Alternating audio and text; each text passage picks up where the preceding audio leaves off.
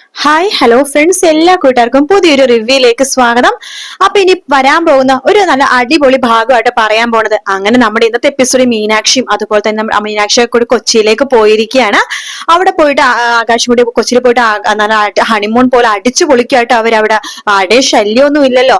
അല്ലെങ്കിൽ നമ്മുടെ അച്ഛനാണെന്നുണ്ടെങ്കിൽ അവിടെ പോലെ ഇവിടെ പോലെ എത്ര പൈസയായി, ഭക്ഷണം കഴിക്കാൻ ഇത്ര പൈസയാണോ എന്നൊക്കെ ചോദിക്കും. ഇപ്പൊ ആരുടെയും ശല്യം ഇല്ലാത്തതുകൊണ്ട് അവർ ശരിക്കും അടിച്ചു പൊളിക്കാട്ടോ ജീവിതം. അതേസമയം നമ്മുടെ അമ്മയാണെങ്കിൽ കുറച്ച് പണം, ഗോമതി കുറച്ച് പൈസ നമ്മുടെ മീനാക്ഷിയുടെ കയ്യിലേക്ക് കൊടുക്കുന്നുണ്ട്. മോളെ, ഇത് കുറച്ചേ ഉള്ളൂ, അവിടെ പോകുമ്പോൾ നിങ്ങൾക്ക് അടിച്ചു പൊളിക്കാനൊക്കെ ഉപയോഗിക്കില്ല. അയ്യോ വേണ്ട അമ്മ എന്ന് പറയുമ്പോൾ നിർബന്ധിച്ച് കയ്യിൽ മടക്കി വെച്ച് കൊടുക്കുകയാണ്. നമ്മുടെ ബാലച്ചൻ കാണാതെ അതിനുശേഷമാണെങ്കിൽ അവർ കൊച്ചിയിലേക്ക് പോകുന്ന ഭാഗങ്ങളൊക്കെ ഉണ്ട്. അവർ പോയി കഴിയുമ്പോഴേക്കും ശരിക്കും മീനാക്ഷി തകർക്കാട്ടോ. മീനാക്ഷി നമ്മുടെ ദേവി തകർക്കുവാണ് വീട്ടില്. കാരണം മീനാക്ഷിയുടെ കുറവ് കൂടി ഉണ്ടല്ലോ. അപ്പൊ ആ കുറവ് താൻ വേണ്ട നികത്താനായിട്ട് ബാലച്ചനെയും അതുപോലെ തന്നെ ഗോമതിയമ്മക്ക് ഭയങ്കര സങ്കടവും മീനാക്ഷി പോയതുകൊണ്ട്. അതുകൊണ്ട് ഇപ്പൊ രണ്ടുപേരുടെ ഡ്യൂട്ടി തനിക്ക് വേണം നോക്കാൻ. താൻ ദേവിയായിട്ട് നിൽക്കണം, മീനാക്ഷിയായിട്ട് നിൽക്കണം. അതുകൊണ്ട് രണ്ട് മരുമക്കളുടെ ആ ഒരു പ്രസൻസ് വേണം അവർക്ക് കൊടുക്കാനായിട്ട് എന്ന് പറയണം. ഇത്ര എന്തായാലും പഠിക്കാൻ പോകുമ്പോ താൻ തന്നെ എല്ലാ കാര്യങ്ങളും നോക്കണം എന്നൊക്കെ പണ്ട് ഓവറായിട്ട് നമ്മുടെ ദേവി എന്താ ചെയ്യാന്ന് വെച്ചാൽ പലഹാരങ്ങളും ഫുഡുകളൊക്കെ എടുത്തോണ്ട് പോകും കേട്ടോ. എന്തിനാ വൈകുന്നേരത്തെ ചായ പോലും എടുത്തോണ്ട് പോകും.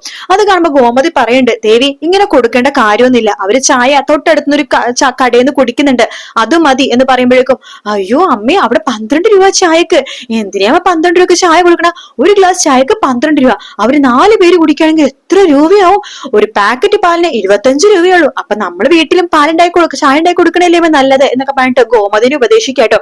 ഗോമതിക്ക് ശരിക്കും ദേഷ്യം വരുന്നുണ്ട്, പിടിച്ചു നിക്കുവാട്ടോ, സഹികെട്ടിങ്ങനെ നിക്കുവാണ്. അങ്ങനെ നമ്മുടെ പല പല കാര്യം. അപ്പൊ നമ്മുടെ ദേവിക്ക് ഒരു മാലയുണ്ട്, അതായത് എല്ലാം സ്വർണ്ണമാണ് ഇട്ടുകൊണ്ടിരിക്കുന്നത്.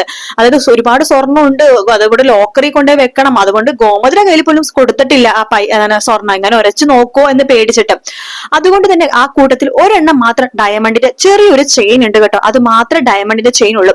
അപ്പൊ ഇവരൊരു പരിപാടിക്ക് പോകാൻ വേണ്ടി ഈ ദേവി ഈ ചെയിൻ ഇട്ടിട്ടാണ് ഇറങ്ങണത്. അപ്പൊ ഇറങ്ങാൻ പോകുമ്പോഴേക്കും ഈ ചെയിൻ, അതായത് ഈ വരവിന്റെ ചെയിനാണ്, അപ്പൊ അതിന്റെ കൊളുത്ത് ചെറിയൊരു കൊളുത്തായിരിക്കുമല്ലോ, അത് പെട്ടെന്ന് പൊട്ടിപ്പോകും. പക്ഷെ ഡയമണ്ട് ചെയിന്റെ ഒക്കെ സ്ഥലത്ത് ഗോൾഡിന്റെ കൊളുത്താണ്, ഭയങ്കര ഇറുക്കുള്ള കൊളുത്തായിരിക്കും. ഇത് സാധാരണ ഒരു ഫാൻസി മാല ആയതുകൊണ്ട് തന്നെ ആ മാല പെട്ടെന്ന് നിലത്തേക്ക് ഇങ്ങനെ വീണ് പോകുന്നുണ്ട് കേട്ടോ. വീണ് പോകുമ്പോൾ പെട്ടെന്ന് പറഞ്ഞിട്ട് അതിന്റെ ആ ഒരു കല്ല് പെട്ടെന്ന് പൊട്ടുവാണ്. അപ്പൊ നമ്മുടെ മീനാക്ഷി പറഞ്ഞ, അയ്യോ ദേവിയെടുത്തി ഡയമണ്ട് ഇതേ പൊട്ടി എന്ന് പറഞ്ഞു. ഡയമണ്ട് ഇങ്ങനെ പൊട്ടില്ലല്ലോ ദേവിയെടുത്തി, ഇതെന്താ ഡയമണ്ട് പൊട്ടിപ്പോയത്? ആഹാ, അത് ഇത്ര ഉയരത്തിന്ന് വീണുണ്ടായിരിക്കും ഡയമണ്ട് പൊട്ടിയത്. എന്നാലും ഡയമണ്ട് പൊട്ടില്ലല്ലോ ദേവിയെടുത്തി, അങ്ങനെ പെട്ടെന്ന് പൊട്ടുന്ന സാധനമല്ലല്ലോ ഡയമണ്ട്. അത് മാത്രമല്ല, പൊട്ടിയാലും ഇങ്ങനെയല്ല പൊട്ടുന്നത്, ഡയമണ്ട് അത്രയും വില പിടിപ്പുള്ളതും അമൂല്യമായിട്ടുള്ള സാധനമല്ലേ എന്ന് പറഞ്ഞിട്ട് നമ്മുടെ മീനാക്ഷി അത് എടുക്കാട്ടോ. അപ്പൊ എടുക്കുമ്പോഴേക്കും കല്ലൊക്കെ പൊട്ടുമ്പോ മൺതരി ഉണ്ടാവില്ലേ, അതുപോലത്തെ മൺതരി. ഇതെന്താന്നൊരു സംശയം തോന്നണം. അപ്പൊ നമ്മുടെ ദേവിക്ക് കാര്യം മനസ്സിലായി, മീനാക്ഷിക്ക് എന്തൊക്കെയോ കത്തിയിട്ടുണ്ടെന്ന്. ദേവിയാണെങ്കിൽ ഒന്നും മിണ്ടാതെ അവിടെ പോവാട്ടോ. അപ്പൊ മീനാക്ഷിക്ക് ഈ സംശയം നന്നായിട്ടുണ്ട്. മീനാക്ഷി അതിനുശേഷം ആരില്ലാത്ത സമയത്ത് ദേവിയോട് ചോദിക്കേണ്ടത്, ദേവിയെടുത്ത് ഞാൻ ഒരു കാര്യം ചോദിച്ചാൽ ദേവിയെടുത്ത് തെറ്റിദ്ധരിക്കരുത്, ഞാൻ ഒരിക്കലും പ്രശ്നം ഉണ്ടാക്കാനായിട്ട് വഴക്കുണ്ടാക്കാൻ വേണ്ടി ഒന്നും ചോദിക്കണല്ല. ഇല്ല മീനാക്ഷിക്ക് എന്തോ എന്നോട് ചോദിക്കാലോ. അല്ല, ഇന്ന് ഡയമണ്ട് ചെയ്യാന്ന് പറഞ്ഞിട്ട് ഇട്ട ആ ഒരു മാല ഉണ്ടല്ലോ, ആ ശരിക്കും ഡയമണ്ട് തന്നെയാണോ ദേവിയെടുത്ത്? അത് സാധാരണ ഫാൻസി ഷോപ്പിൽ കിട്ടുന്ന മാലയാണോ? എന്തിനാ മീനാക്ഷി എന്നിങ്ങനെ തെറ്റിദ്ധരിക്കണത്? ഞാൻ ഒരിക്കലും അങ്ങനെ ചെയ്യില്ല, അതിന്റെ ഡയമണ്ട് ചെയിൻ തന്നെയാണ്.